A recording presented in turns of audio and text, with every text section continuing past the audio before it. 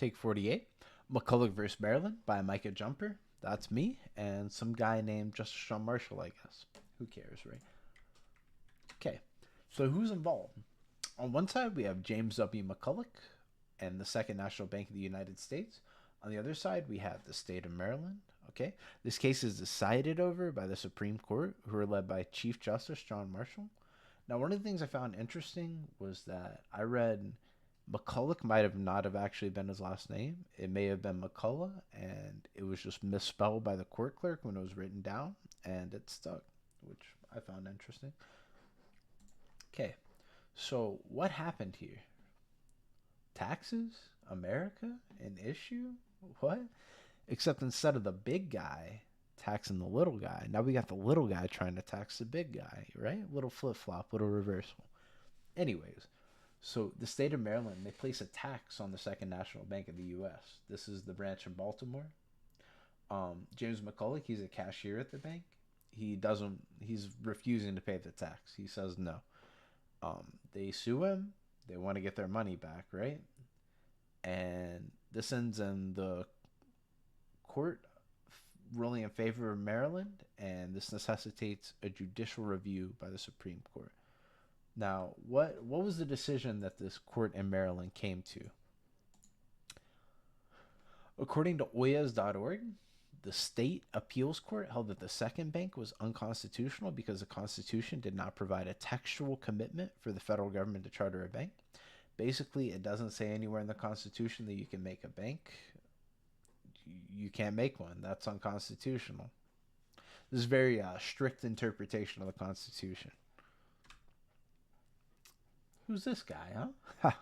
Anyways, Marshall, he called upon his knowledge, right, from other issues, right? Just like this guy, man. We should know him. The captain of the $10 bill, killed by Aaron Burr in a duel. The subject of a lot of, maybe not the main subject, but present in many of our most recent chapters. Okay, we have Alexander Hamilton. So Hamilton ran into an issue where he was trying to make the first national bank. A lot of people did not want to go for it. And this led to George Washington telling him, "Hey, man, you kind of got to make your case here as to why you should be able to do this or why this should be done." And he goes, "Cool." He writes a 15,000 page, not page, 15,000 word essay on why.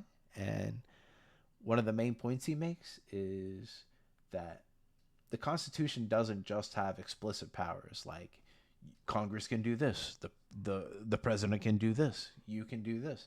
He says there's stuff that you kind of have to read in between the lines for, right?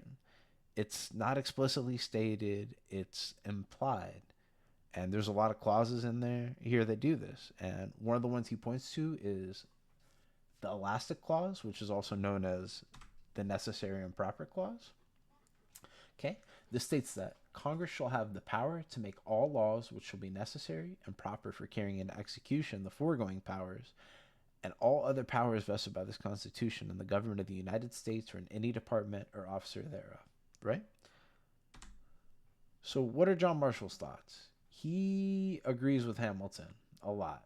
He says pretty much, I'm not going to read this, it's a little wordy, but he's like, look, if you're going to make a constitution for the people, to be read by the people, you can't have it be overly wordy and ridiculous. Like, you can't have everything in there. You'd have to be like a super genius to even remember it. Scarcely embraced by the human mind. That's what that means, right? He's saying the commoners would never get it. That's what legal code is for. The Constitution needs to be the way it is. Yeah. Good one, huh? I'm sorry. Let's okay. So what are some of the lasting effects of this, right? So decisions regarding implied powers increase both the scope and the power of the federal government, right? If you can use the necessary and proper clause to create a bank, you can use it to do a lot of other things. Yeah? And this case helped to establish and cement the concept of federal supremacy. they say that the state of Maryland has no right to tax the federal government, right? The federal government's in charge. Like, you can't do that. We're the supreme law of the land. Um, yeah, so that's that. I hope you enjoyed it. Y'all have a nice day.